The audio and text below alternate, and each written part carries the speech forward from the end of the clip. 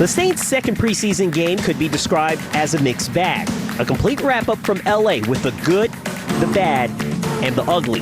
Plus, Mike Detillier joins us to talk Saints and LSU as the Tigers wrap up preseason scrimmage number 2. And New Orleanian Kelly Gibson is growing the game and giving back in his hometown.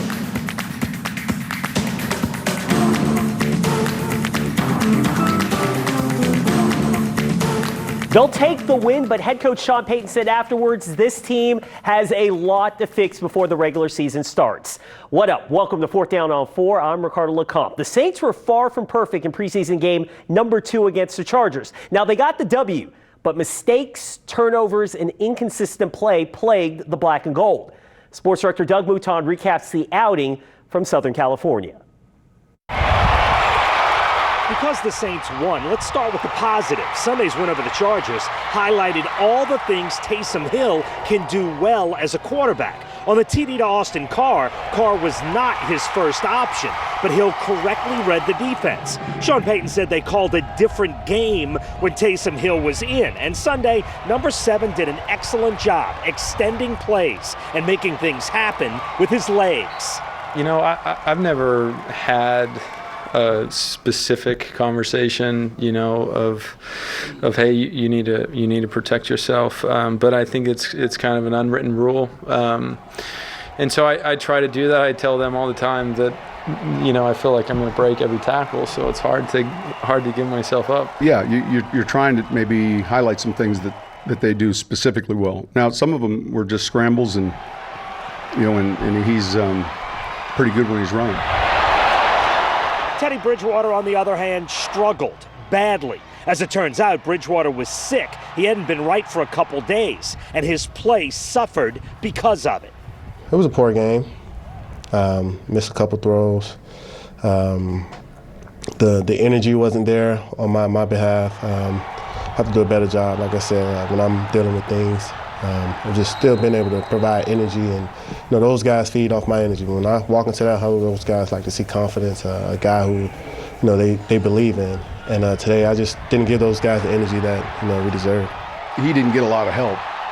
You know, there were a lot of dirty hands in those drives early on offensively. I mean, we get the ball inside the 50, and we just did a poor job. On the defensive side, it's been a slow development for second-year end Marcus Davenport. But as Davenport makes baby steps, Trey Hendrickson seems to have taken a big step forward in his third season. He had a great week of practice all week, was very disruptive both days, and he's definitely coming on strong for us. He's had a good camp. I like where his weight's at. He plays with great energy and effort, and you know, I'm anxious to watch and get the grades, but I thought he was active as well. The Saints' first-team defense was actually very good. LA's first 3 possessions ended with a 4th down stop, a punt, and an A.J. Klein interception. Coming off of last week, we were a little disappointed with a few big plays that we gave up, explosive plays. So coming back, we want to be able to be stout in the run game and obviously get off the field on 3rd downs. I think we did that. And Deontay Harris continued to make his case to be the Saints' primary return man, although he wasn't perfect. He should have caught the one that landed on the ground. That bothered me. So there's a little bit of you don't know what you're going to get, and yet, man, you see some good signs. So I'm encouraged, but you know, just some of the details he's got to work on. But he's certainly confident, and you see his quickness. There was plenty of good and plenty that wasn't good. And the preseason is now halfway done. Reporting with the Saints in Southern California, Doug Mouton, 4th Down on 4. All right, Doug, thank you very much. Joining us now is WWL Radio's Mike Detillier, and we're going to unpackage what we saw in the second preseason game for the Saints. And I want to start with the offense first. Sean Payton said that the performance of this offense was awful, and if you just look at just Teddy Bridgewater's line alone, ended up with a 16 quarterback rating. Meanwhile, Taysom Hill ends up going 11 to 15, or 136 yards and a couple of touchdowns. What were just your thoughts overall on what you saw from this Saints offense under Teddy and under Taysom? Well, they're not sending this film to the NFL Hall of Fame. No, they're not. No. Listen, that was as bad a first half as you can watch. as far as offensively concerned. And it just wasn't Teddy. Man, it was all across the board. But Teddy had a really bad day throwing the football. I thought he was as poised as he was a week ago. He was very jittery in the pocket, hard on throws. You saw some of them come out of there that were short distance, and he just missed and didn't handle the pressure real well.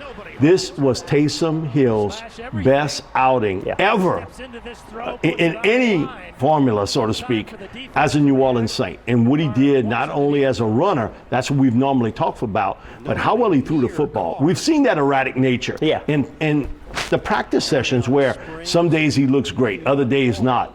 Today he was on, and he did a really good job.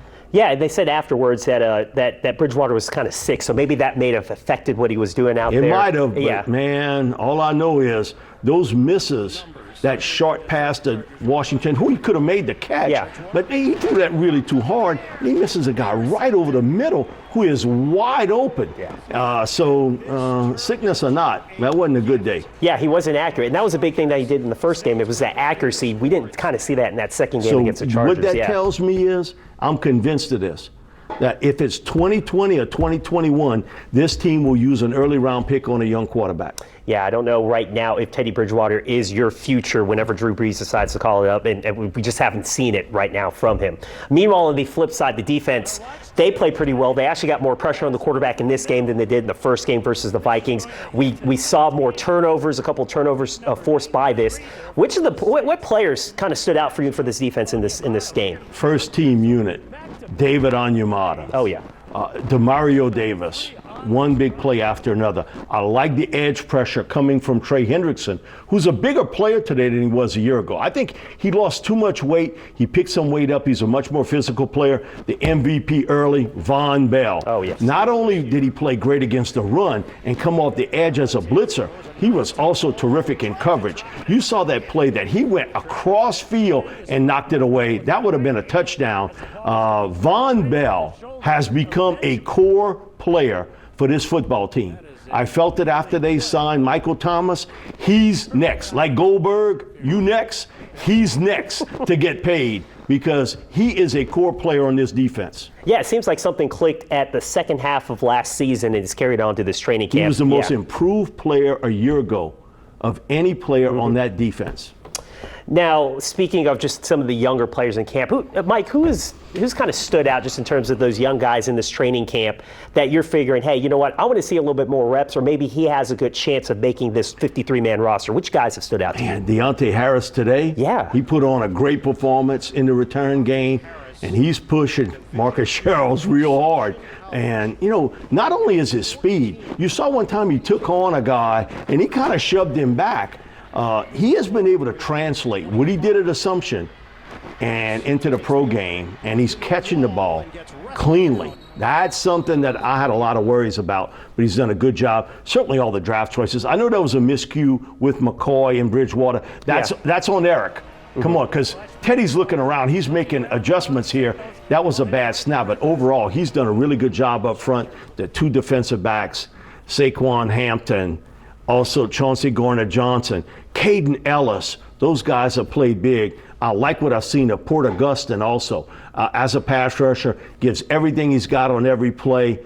And he was a big-time player at USC. Big question mark is staying healthy. Of the veterans, Sylvester Williams at defensive tackle. He's been impressive, and I think he's going to make this 53-man roster.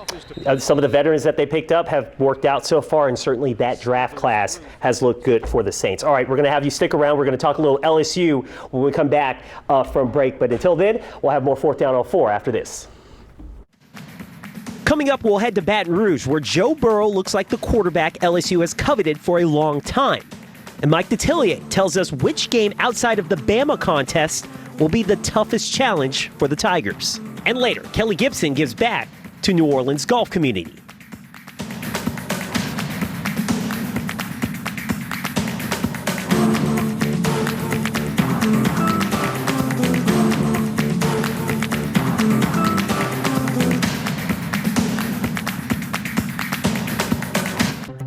Another Rummel Raider will be joining the Tigers next fall. LSU picked up a commitment Saturday night from Coy Moore. The 4-star wide receiver becomes the 23rd player in LSU's 2020 class. Moore, who made the announcement on his 18th birthday, opened his recruitment back up after decommitting from USC in February. LSU loading up on those offensive weapons. That'll make any quarterback happy. Senior Joe Burrow ready to utilize the ones he has on campus right now, and he got the chance to do so in the Tigers' second scrimmage of fall camp on Saturday. Andrew Doak has more.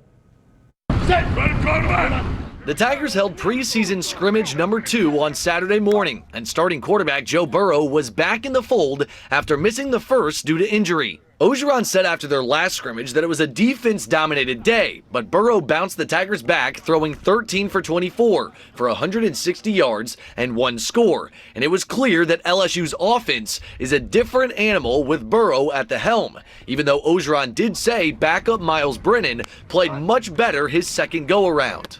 Joe's leadership, Joe's ability to move the ball, throw the ball to the right receiver, the ability to escape pressure in the pocket. We didn't run Joe much today.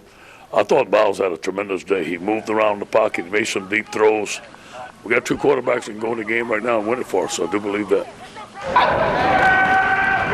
But this week, the Tigers also suffered their first major hit of the 2019 season. One of Orgeron's prized recruits of their most recent class was 5-star offensive guard Cardell Thomas, who suffered an ankle injury that could have him miss the entire season, which is not ideal for an offensive line that is already thin at that spot. But Orgeron remains confident with several players on the mend. I think we're strong in that spot. Getting Damian Lewis back is going to help us. We moved Anthony Bradford from tackle to guard, which he is more suited to play guard. We think that Bador Traore can play both tackle and guard. Obviously, we're thin on the offensive line, so that has some guys that have to play both positions. But yesterday, their own defensive line gave the unit fits. Orgeron said his defense produced 6 sacks on the morning, and they played without 3 of their best defensive players, Grant Delpit, Christian Fulton, and Kaylavon Chason, who will be their most dynamic pass rusher this season, which is a cause for concern, even though it's still early. Andrew Doak, 4th Down on 4. All right, Andrew, thanks. All right, Mike is back with us, and we've gone through probably midway through LSU's fall camp, and Ed Orgeron has said that this offense looks completely different with Joe Burrow in it and when Joe Burrow is not in it. Is Joe Burrow the guy who's basically, all right, everything's going to be on him to get the Tigers to the college football playoff? Does it all rest on his shoulders? I think it does. He's the difference maker this year. And when I think about it, and we may think about it 5, 6, 8 years from now, he gave Joe Burrow an opportunity to be a starter after he didn't win it at Ohio State. Joe Burrow may have saved Ed Orgeron's job at LSU. And how he performed last year to get 10 wins. And this football team is talented enough this year, I think that they could get into the Final Four. And so Joe Burrow's the biggest key. They are loaded on defense, but they've not had that guy that when everything is on the line, those guys believed in him. Joe Burrow's that guy. Yeah, you can see that there's a belief in this, and you hear it from all the players throughout fall camp how highly they speak of Burrow. If there is a weakness on this offense, it has to be on the offensive line, and the amount of injuries that have hit this line in fall camp could be troublesome for this team. That O-line looks like that's got to be the unit. Are there signs that they have improved from last season? I was worried about the tackle positions with Austin Deculus and Sadiq Charles. But they've stayed healthy. Mm-hmm. You know, now it's inside because Damon Lewis has went down to an injury. They thought they were going to get Ed Ingram. Yeah. And now that may be much later on in the season if they get him at all. Now you're going to have to play with Adrian McGee and Donovan Campbell. 2 guys that have a little experience and are veterans, but it's not the guys they thought they were going to line up with. And Chason Hines is also coming off the knee injury, and he's missed a lot of time. So my concerns were more on the edge. Now it's at the guard positions. Hopefully Damon will be back healthy, and it'll be that left guard spot. That was troublesome. Coach O told me this early on. That was troublesome to him before the sort of training camp period started. It's troublesome to him today. Now, you did mention that the defense is going to be really loaded this year. And Orgeron has said that he wants his D-line to attack this year. basically, it seems like in the past it was kind of just, hold your blocks, read what was going to happen. Now he wants them to be attacking. Does this D-line, is this going to be the elite D-line that we've seen in the past from LSU teams this season? Do they have that potential to be that? They have the potential to be it. The big difference maker is Caleb Chason. Yes. If he's healthy, he's a guy that could add up 12, 14 sacks in a season. They didn't have that a year ago. He just played one game. So I think he's the difference maker. Also, too, no Devin White, but the development of Mike Divinity as an inside linebacker. And I think the biggest surprise of the fall camp, and that's Damon Clark at that inside linebacker position, where he's now pushing Jacob Phillips and also Queen to be the starter there. Man, he's carved like out of stone. This guy can play, can run the field extremely well, got a young secondary, but this is a really talented team. And Pete Jenkins told me this. So we're doing the Louisiana line camp, and he said, go against Texas, get a pencil and paper, write down the 11 starters for LSU on defense. Every one of those guys will get drafted in the NFL. How many teams defensively can have 11 guys, and when their time's going to come, they're all going to get selected in the draft? Alabama might, Clemson might, but he said, you look on that LSU team, they might too. That is some high praise, and I think that's what everyone's kind of seeing from this LSU team, just in terms of how much talent they've got on that side of the ball. Real quickly, what would be the one, if you just have to forecast ahead, what would be the one major hiccup for LSU in this schedule outside of Alabama on it that potentially could keep them from getting into the Florida. Just because you have not matched up well against Mullen late in his run at Mississippi State last year, he beat you also. Dan Mullen's a really good coach. I know you got him in Baton Rouge. That's going to be a tough game. How Cade York handles pressure when them butt cheeks start tightening up on him late in the game, and he's got to kick that game winner that Cole Tracy was able to do. Yeah. I think that and the offensive line situation, that will be the big question marks going into this entire season. Florida at home, Alabama on the road. I think those will be the two toughest games. I think they take care of Texas in Austin. I think they win that game by more than a touchdown. So I think you know what's coming up. Yeah, and we're all anticipating this season, starting to see what LSU does. Mike, thank you so much for all your stuff, and always good stuff as always. More 4th Down on 4 after this. Stay with us. Still ahead, New Orleanian Kelly Gibson played on the PGA Tour for almost 2 decades. But it's his work growing golf here that's become the most satisfying. That story when we come back.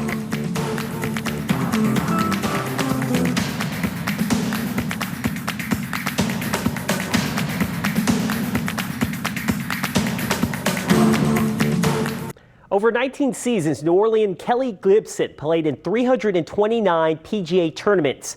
Now he's trying to grow his sport at a grassroots level through his own foundation, as Andrew Doak reports. He's no longer as good as he once was, and is often recalled for what is a painful memory to him and a celebration for the game of golf more than 20 years ago. People remember me for delivering Tiger his first victory in 1996.